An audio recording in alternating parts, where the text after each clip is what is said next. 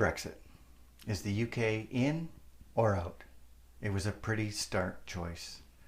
There was no opportunity for learning, measuring, adjusting, just winners and losers.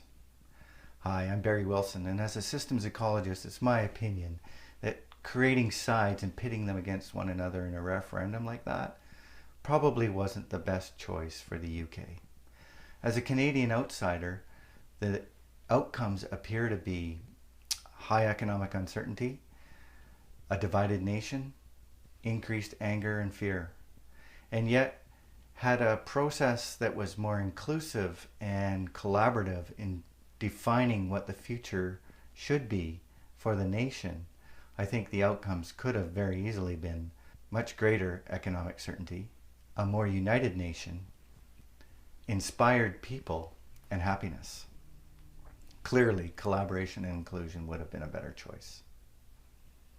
And yet it feels like the collective we are being forced to make these are you in or out, are you with us or against us choices more and more. In particular, this seems to be the case when we're looking at how to balance the environment, economies, and our social well-being. We've got some big land use decisions to make in North America. Think about pipelines. There's some major mining developments, huge hydroelectric construction projects, carbon taxes, just to name a few. And we're often guilty, in my experience, of narrowing our view in land use planning to just the benefits and costs of an individual project. It's a reductionist view, and it's not working because at the end of the day, once we think we know we should go ahead or not, we're still not certain whether we're moving towards the desired future that we want globally, nationally, or even within our watershed.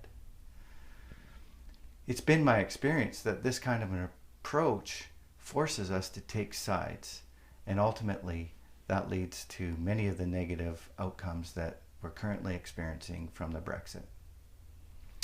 Now, there is a better way. What we need to do is collectively focus on the big picture that we want. How many jobs? And what will the wage levels be? How clean and plentiful will our drinking water be, and who will have access to it? How healthy will we be? And what's the minimum we're willing to accept?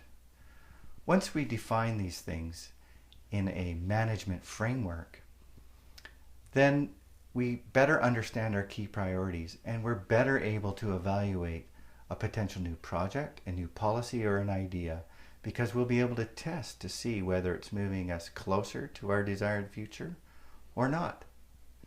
Now, the development of this kind of framework is going to be the subject of my next posts. So let's collaborate.